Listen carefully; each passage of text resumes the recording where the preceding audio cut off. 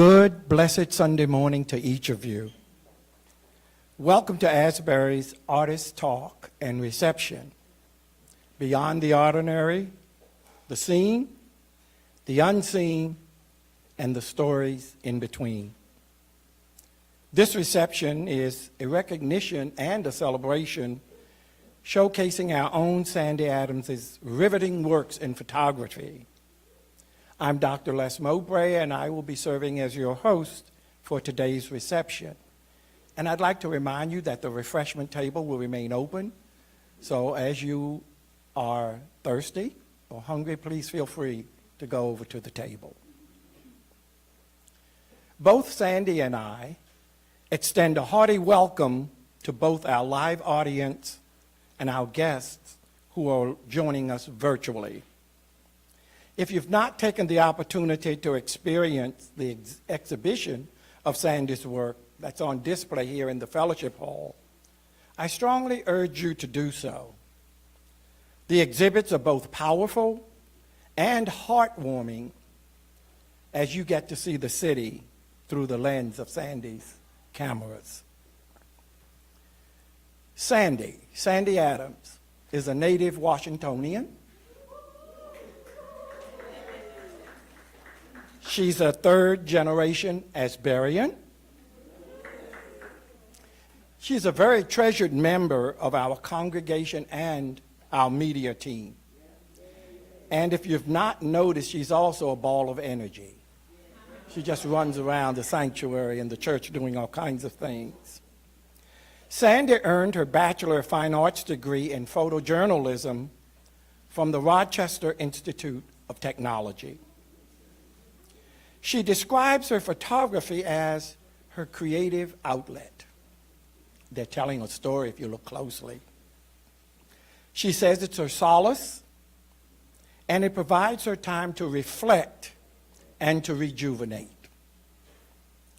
She says she loves the peacefulness she sees and feels when she is creating, and that's demonstrative in the works that are on display. Perhaps we will get a closer glimpse of that feeling during our talk with Sandy today. But one thing is very clear through her work. She is an award-winning photographer extraordinaire. And the works that are on display are available for purchase. You just need to see Sandy at the end of the event. Okay, Sandy. Before we begin our talk, I want to check in with you. Okay. Okay. You are usually the person behind the cameras, both still and live. Today, you are front and center in front of the cameras. Don't remind me. Is there a difference for your emotional self as we begin this conversation? Of course. I'm trying to keep it all in. And what's stopping? I don't know. I'm usually not the in front person. I like behind the scenes. I like being invisible in a way. Okay. We're going to change that. But we'll make you comfortable as well. I appreciate that. Your work spans a vast spectrum of life, living, and emotions. What are some of the overarching messages that you would like the viewers to take from your shots? I personally like you to take whatever you find in them. I don't try to project what I see and do. I just photograph what I see. And I let you, the viewer, decide how it makes you feel, what you think about it, if you like it, if not, if you love it, what about it you love. I just present you what you may never have noticed. So even though I've titled all of these, I generally don't like the title because it may resonate something else in you than what I say the title is, which I'm perfectly fine with because I like each piece to be personal to the person looking at it. Thank you. That just opened the door for me to ask the questions that I want to ask before I allow others to. Uh-oh. For me, there are many of your exhibits on display that caught my eye aesthetically and emotionally. However, there are a few that I would just like your discussion of or reaction to as I pose my thoughts to you about what I may have seen. There are two in particular that I have coupled, because when I looked at them last week, it took my spirit to this Lenten season because of the lighting on those photographs. They reminded me of the mental image I get of Good Friday. Oh, okay. They are the Capitol building being most visible in that shot, with some darkness around it, but it may symbolize some sign of hope for some folk, just sitting there like that. That's what I first took from it. And the second that I've coupled with it is the shot of the Martin Luther King Jr. monument. When I first looked at that photo, I said, oh, wow, what an ominous look in the background, but yet that monument comes to light and life in front of you. Am I off the mark with those interpretations? No, if that's what you see and feel, that's great. Then what did you see and feel when you took them, if anything? So for the Capitol, I was photographing, this photo is several years old. So, and I was downtown, and actually the light was beaming on the Capitol, and I happened to look up, and actually was like, wow, that's great, and I wanted it to be dark around it on purpose. So I exposed for the Capitol and kind of did some things in post-processing to make it a little darker around it. And I described it as a beacon on the hill because at the time it really was. And it just kind of encompassed what Washington, what everyone thinks of Washington is. You know, they don't think of the citizen that lived here, but they think of the Capitol, the White House, those things. And to me, that just kind of encompassed all of that. And then you had all the local monuments around it, the old post office building, the Negro Councilwomen building is in the background. And so those things kind of wrapped all around the Capitol is what drew me in. You mentioned beacon of hope with that. If you were to retake that shot in today's climate, would you still use that phrase to No, I'd describe- probably reverse the image. It'd probably be dark and everything else would be light. And I think I titled it Beacon on the Hill. I can't remember, but it would probably be reversed order by then. As for the King photo, that I had been photographing the King statue and always tried to come up with something unique and different from everybody else. And that day, the clouds were amazing. So I used a little bit what we call long exposure, just slightly, to give the cloud some movement. And I think that helps with the movement that you saw of the statue, because it's not just there, and you can get the feeling of something powerful with that. Again, that's a few years older, and they had just done a celebration. That's why you see the little wreath out front. But that was the whole intent, was to come up with something different, a different view of that statue that from what everybody else has done. You did it. You captured it in that mindset. Thank you. You're welcome. The next one that caught my attention last Sunday was the photo of the lone tennis shoe. That's there on the Say Their Names photo that's there. I had seen something similar before, but for some reason last Sunday when I looked at that photo, there seemed to be a level of power in that lone shoe. That's there. That had an emotional connection to it, connecting to the folks who were damaged in some way while trying to preserve, get save rights and freedoms for all kinds of people that travel through this city and around this country. I'm interested in anything you saw when you just happened to take a photo of that poster. That poster was lying on the ground. It was during the heyday of the Black Lives Matter, and I believe it actually was hanging. There was a building across from the White House that had scaffolding, and it was hanging, and at some point it must have fallen. And I saw it on the ground, and for some reason it just struck me being on the ground, and actually I've straightened it out a little because it really, when I took it, was a little more canted. And a friend of mine was like, "Don't you want to straighten it out some more?" I was like, "No, I want it like that." It just struck me because it fell, because it was really hanging. It used to blow in the wind, and now it was on the ground, and I don't know if it foretold what was coming.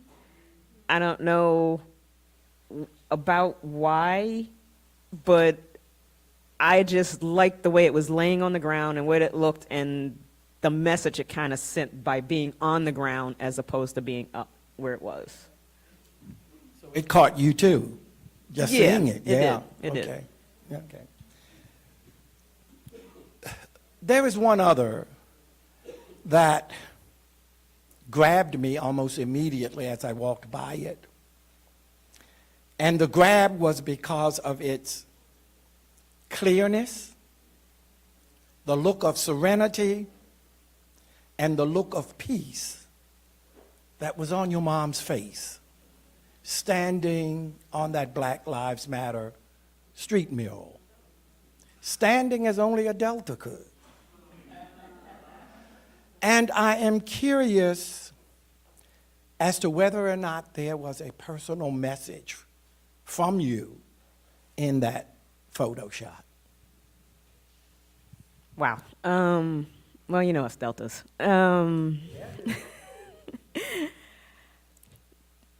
By this time, Mom was sick, and she'd probably kill me for even showing this photo of her. But she really wanted to go down to Black Lives Plaza to see the Black Lives Matter, to see the posters, because Mom has always, through her whole entire life, fought and she was always a history buff, and she was always into politics and believed in doing what's right. And I wanted to make that happen. So we went down. She did great.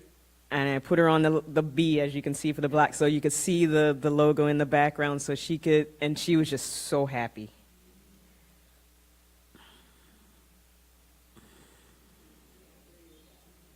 Hey. She walked around, so you saw all the posters. She read, I think, just about every one of them. Especially the ones with the teachers, because she was a teacher, so some of the ones the teachers did. I don't think she came out anymore after that. Wonderful tribute to her. And I thank you for sharing that with us and putting it on exhibit for others to see. Thank you for that personal touch to that.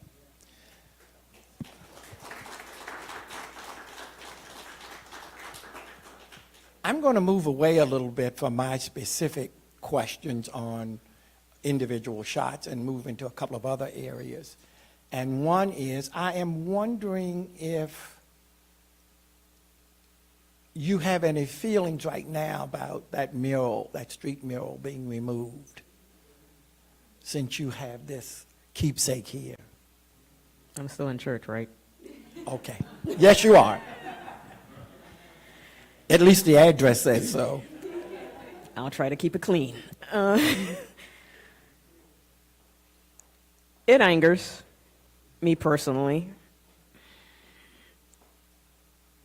because I feel the mayor did this just for show.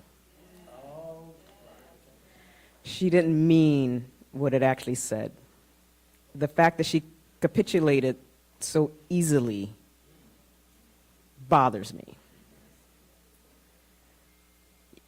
Didn't bother to try to stand up for us. And that bothers me. Because I feel if you just talk to Maryland and Virginia senators and Congress folks, you could have gotten them on our side. And the little veiled threats that they did wouldn't have worked. But instead, you bowed down and said, okay, massa. So to have my mom stand there and being proud is how we all should have been. Wonderful, wonderful, wonderful. Thank you, thank you. Do you consider any of those shots that we have looked at in your exhibit to be political statements on any front?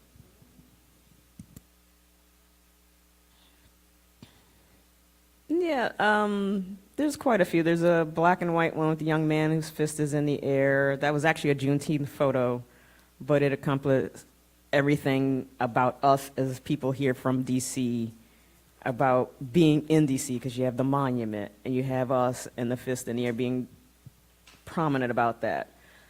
The other one I find is, and if you didn't really look at it closely, you wouldn't have noticed, but it's of one where it says Black Lives Matter on the wall, and then you see the bus stop, and then there's someone who's homeless. But unless you really looked, you didn't see the person who was laying on the ground.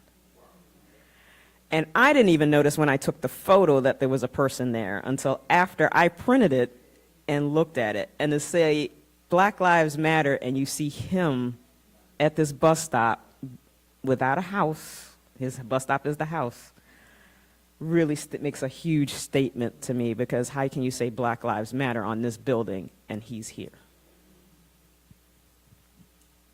Not intentional, but intentional messages. Yeah, thank you. Let me move a little bit away from that and just ask you some other kinds of questions to sort of put all of this in perspective. What was your initial attraction to wanting a degree in photography? I have been taking pictures since I was little. I always had a camera.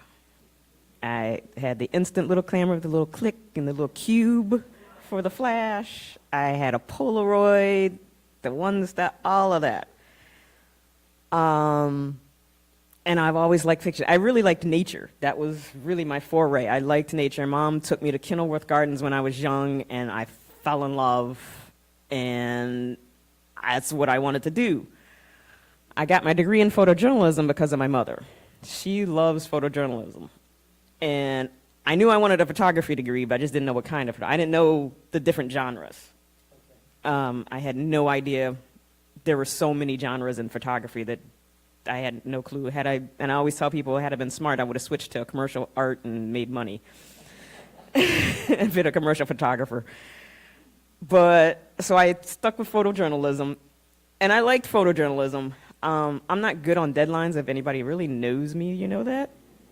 So, and then when I was coming through, everybody kept saying, oh, AP is dead, because that's who I wanted to work for. AP is dead, there's not going to be any more AP and all this other things, and photography is kind of dying. And so by the time I graduated, I actually got frustrated with photography, because in school, they don't encourage the creative side of you too much. They encourage perfection and doing things the correct way.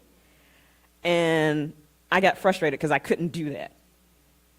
I'm not a technical person by any chance when it comes to, I can't tell you, like, I have friends who are fabulous at that. You know, Sharon Farmer is great at it. My friend George Tolbert is great at it. My friend Lee Mosley, who was my teacher in high school, is great. They can go in and say, oh, you know, F8, 125th, whatever, you know.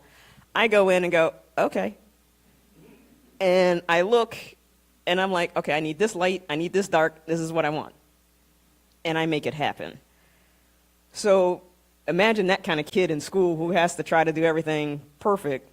It doesn't quite equate. And so there were some battles. It took me 6 years to get out.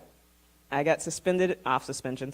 I was on academic probation for like 2 years, I think. As a matter of fact, my senior year, my dean suspended me again Because he was like, I'm doing you a favor. I'm like, no, you're not.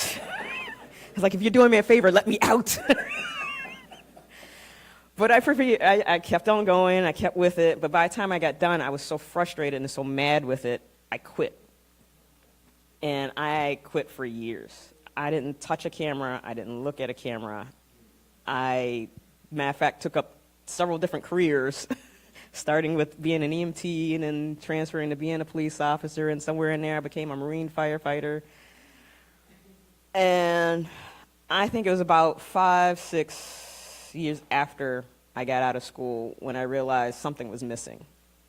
So I started little steps. And I started taking pictures here and there. And I was rusty. I admit I was rusty and started to do it again. And then when digital came out, I waited because, Kodak came out with the app C and that didn't go anywhere. So I was like, let's see where this digital is going to go before I jump into anything. So I waited and waited until they got to about 5 megapixels with the cameras. Remember, they started out with 1 and 2, which is really funny. And then I got my first digital camera, and that changed everything because I can physically see what I was doing and control what I was doing, as opposed to trying to, okay, if I do this, this will happen. Hopefully it'll come out. And that made all the big difference for me. And once that happened, it snowballed, and I just kept on going. We're glad you did.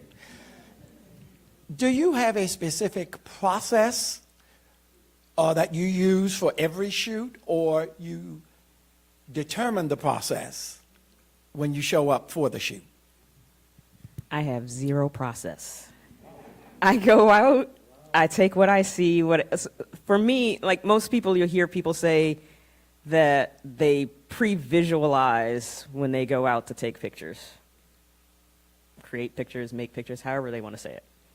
I don't. I see in pictures.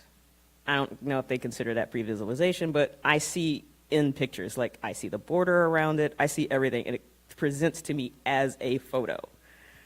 And I take what I like. I take obscure things. Like, one of the pictures on the wall is a manhole cover with petals on it.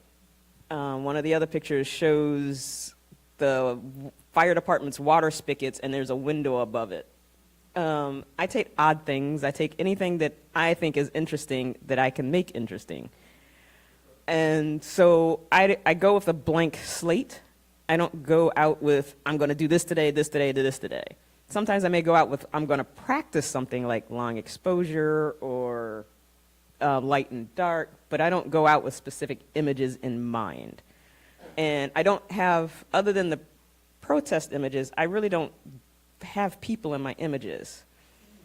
I choose not to have people in my images, and I think that's because of the careers I was in, having to deal with people at their worst all the time and not really liking you. Like when I was an EMT, it was all right. When I became a cop, they hated me. When I was a firefighter, it was great.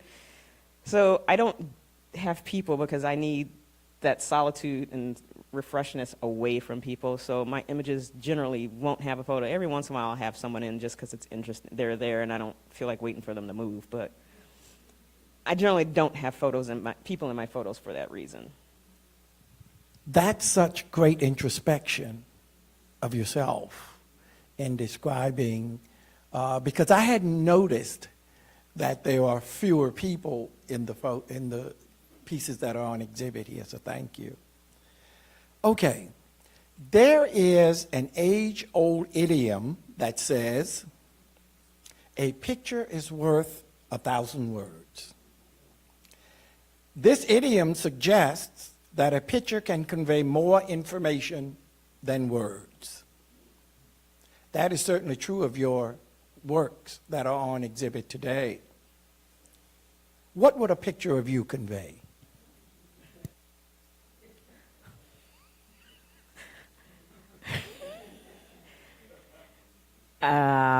Probably someone who looks like they're always brooding. I don't know.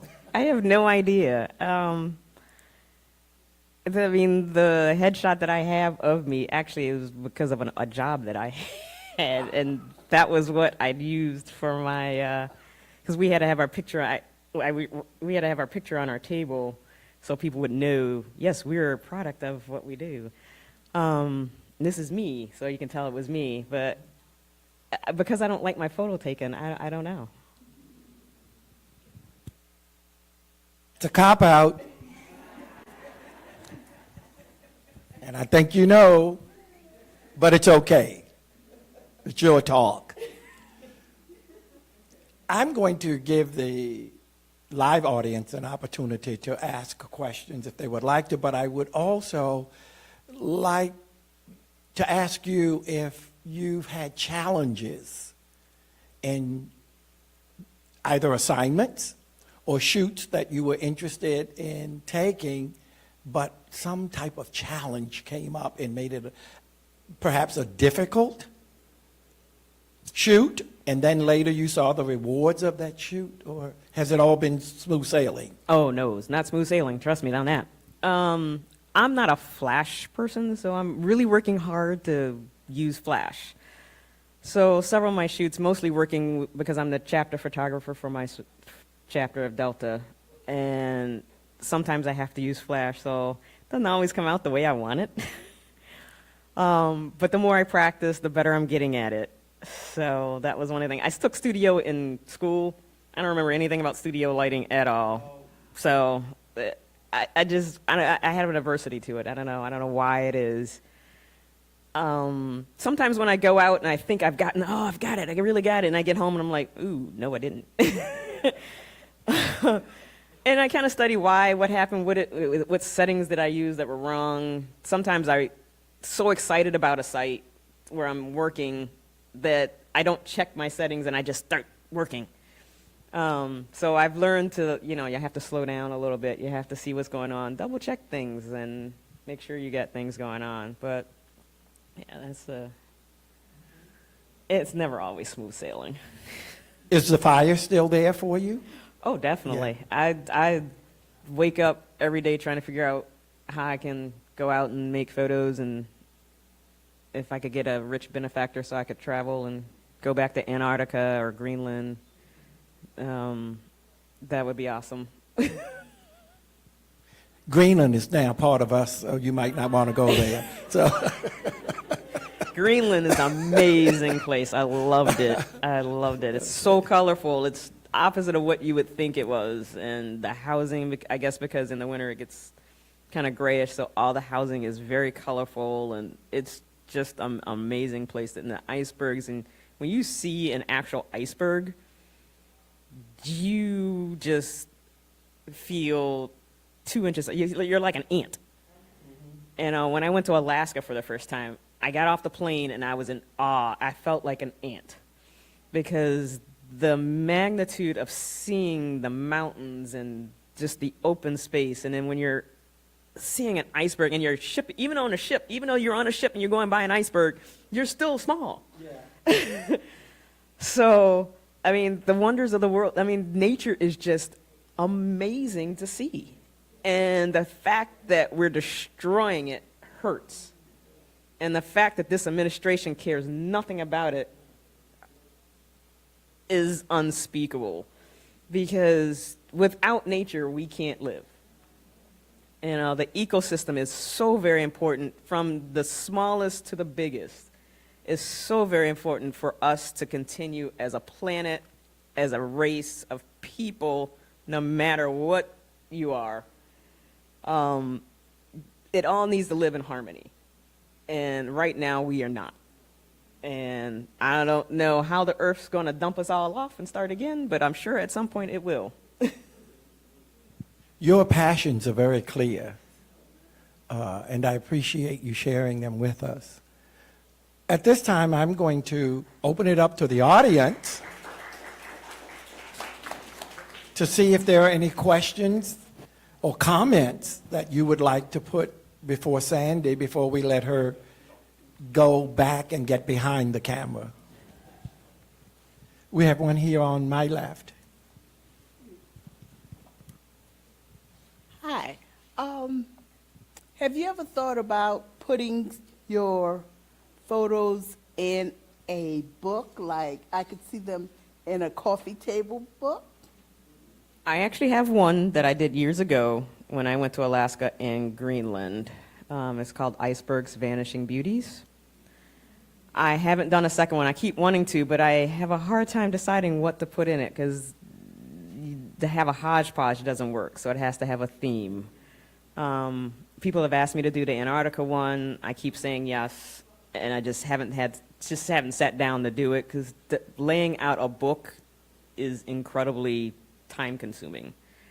And usually I'm off somewhere taking photos or doing something or working somewhere, working here at church, working at sorority. And so I haven't sat down to do it. And unfortunately, I lost one of my drives. So all my edits for what I did on Antarctica before are now gone. So I have to redo everything again, which is not a bad thing because I've grown since the first time I've done all of that stuff with my editing. So that's not a problem. But I do have other books in mind. I just have to sit down and do them. We have one here in the center. Hi, M2.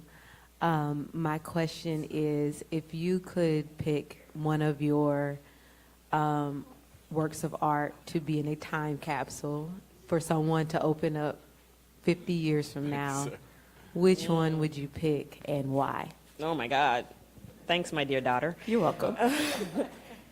Time capsule and why?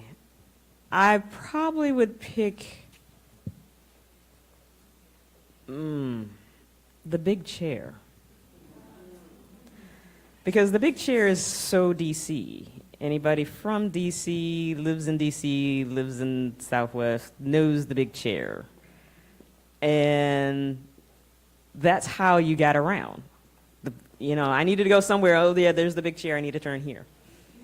The big chair is, to me, between the big chair and Ben's Chili Bowl. So it's kind of the two, but they're so iconic for DC that I'd probably put the big chair in because the barrel house is no longer existent. The store is still exists, but it's not in that same location, so that's no longer existence. But the big chair is still there, and that is quintessential DC for me.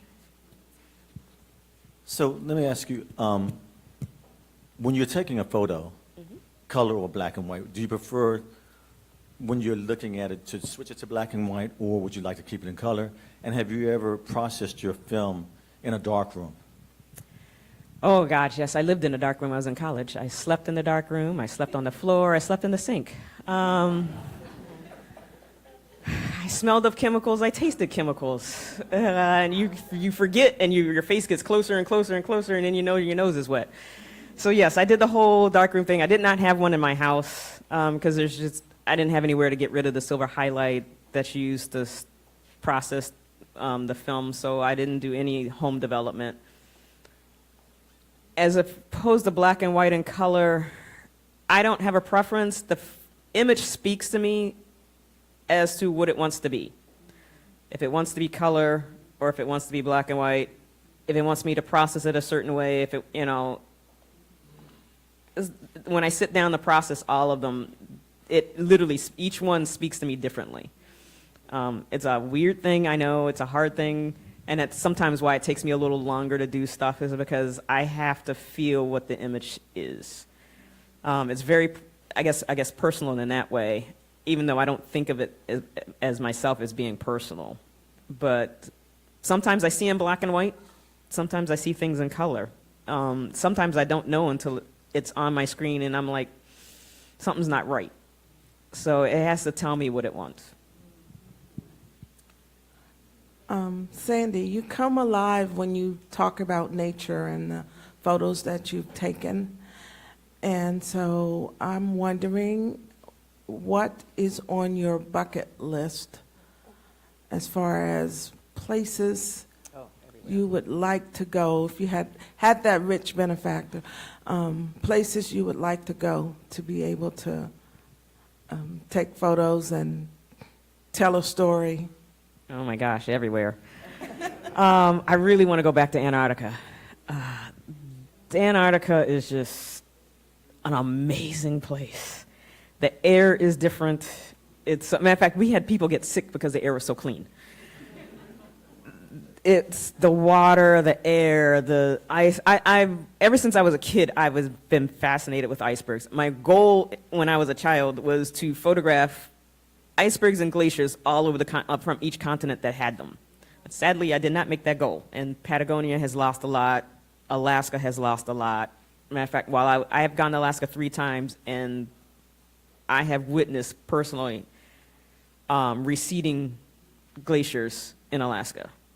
To the point where one mountain doesn't even have any on there anymore. So I want to go to America Samoa. They have beautiful sands there. I mean, I want to go to, and every place is different, because some things I've gotten more into wanting to do urban work as well. So some places I want to go because of the cities. Some places I want to go because of the nature. I love rainforests. I'd love to go Wales because they have beautiful forests in Wales. I would love to go to France and go to the northern part and the southern part of France. I've been to Paris as a kid, but I want to go to northern France and see some of the towns and some of the countryside. I would love to anywhere, Ireland, Prague, Finland, Switzerland. I'm a European kind of person when it comes to architect and things, but they also have nature that's really out there. And I also like very cold things, if you hadn't noticed. So heat places are not some of my favorite, although I do want to go to Hawaii for the volcanoes. But heat places don't interest me as much as cold places do.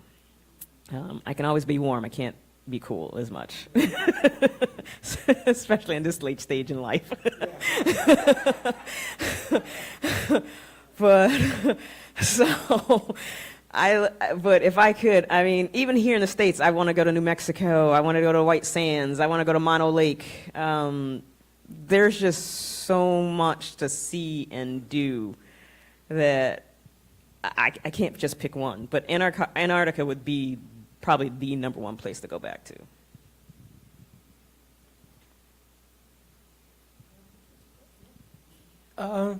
When you go out on what you call a shoot, do you travel alone? And have you ever been personally hassled as you try to take a certain photograph? Somebody may not want you. I sometimes travel alone, but I do have a buddy here, my friend Allie, who's sitting in the front row. We take photo walks together. I have not personally been attacked, but it's funny because I had a guy in my own neighborhood go, well, what are you doing? And someone else stand up for me like, oh, she's all right, she takes photos, it's all right. So I may get side-eye every once in a while. I don't get too many people asking questions about what I'm doing. But I am aware of it. I do make note of where I am and what's around me, and I like nature because there's not a lot of people in nature. But I also get looks from people for being in nature because I'm black. Because folks don't believe black people like nature. They don't believe we go outside. They don't believe we like the woods. They don't believe we like walking trails and everything. So I get looks from folks when I'm on nature trails more than I do during the city. So that's always interesting. And I don't mean like just somewhere out. I'm talking like the Arboretum. I've been going to the Arboretum since I was a kid, and people who just moved here look at me like, why are you here? So those are the looks I get. And sometimes I'm wondering if they're wondering if I'm a boy or a girl. Sometimes I'm wondering if it's because of my skin tone. You know, so I have a variety of things that people look at me for. Not just, I don't check just one box. You said that something about color and black and white. Which do you prefer? Or do you have a preference? I don't have a preference. It's, like I said, it's whatever the photo says.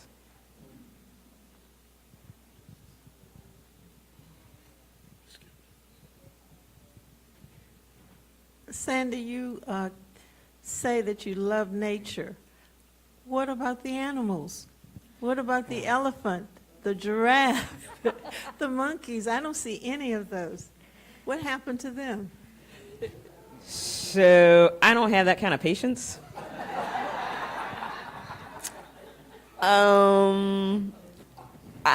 So wildlife is a whole different genre. And I have pictures of wildlife. I have penguins that just aren't here. I have a bee that posed for me for like an hour at Arlington Cemetery over the Codrum. Literally, he posed for me for like an hour. So my animals are like happenstance.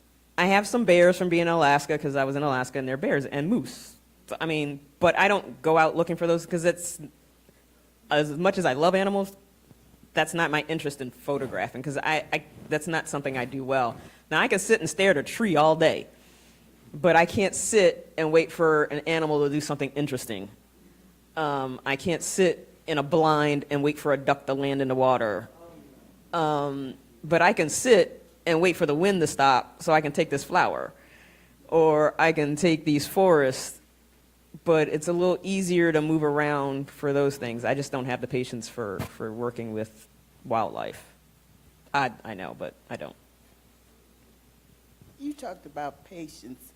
What photo or what's the longest length of time you waited till you got the right shot or whatever you call it? Usually during cherry blossom season. So about how long? As long as it takes for the people to move out of my way. Okay. So I wake up, which, if you know me, I am not a morning person.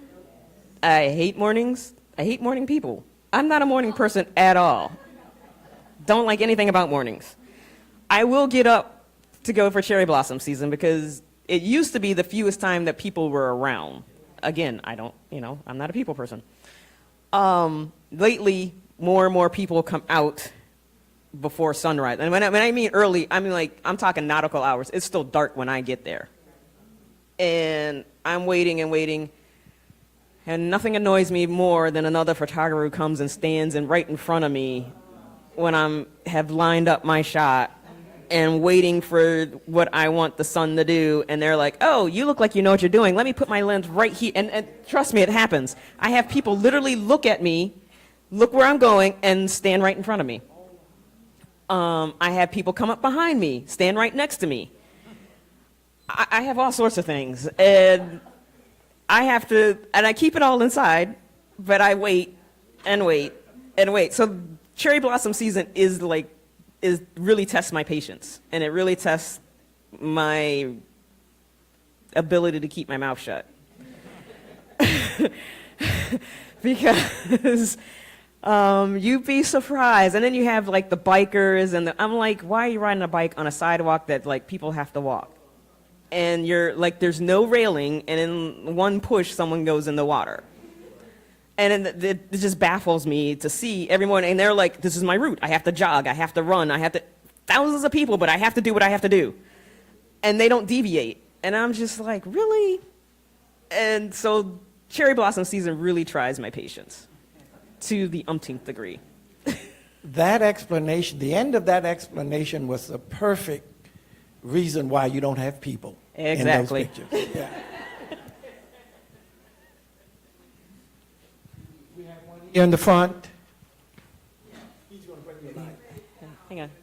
He's going to bring you a microphone. He's coming.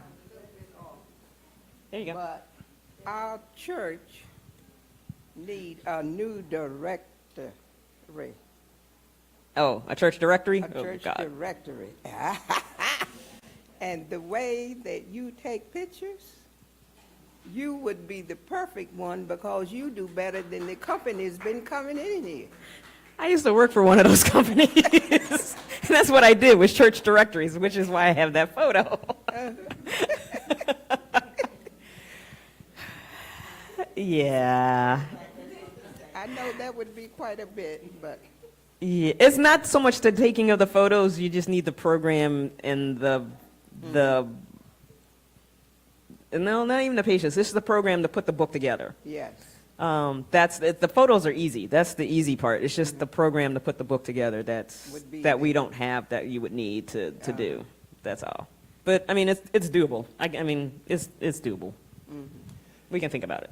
That question was timely Sandy tried to reach me last night, and she was using a directory from 2015 to a number I've not lived at in 5 years.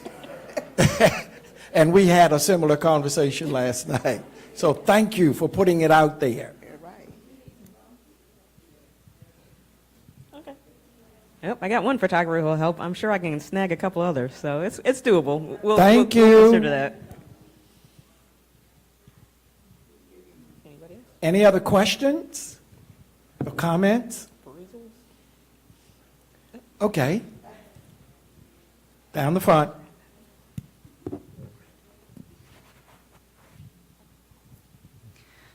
What inspires you culturally besides nature? Like, is it books, movies? I know on Instagram you always have a quote that perfectly matches your photos, so I just wondered, like, is it music, sports, anything like that?